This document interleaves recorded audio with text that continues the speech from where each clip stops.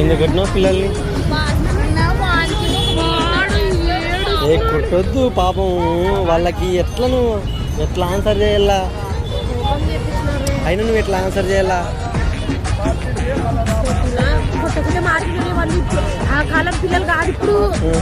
Generation మారిందే.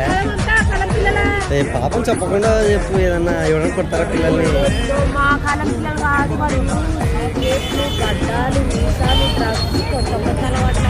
అవునా?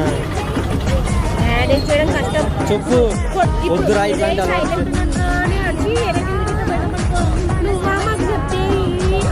వాయబా ఎవడాడు పట్టకరా చెప్తాను నేను కథ చూస్తాను.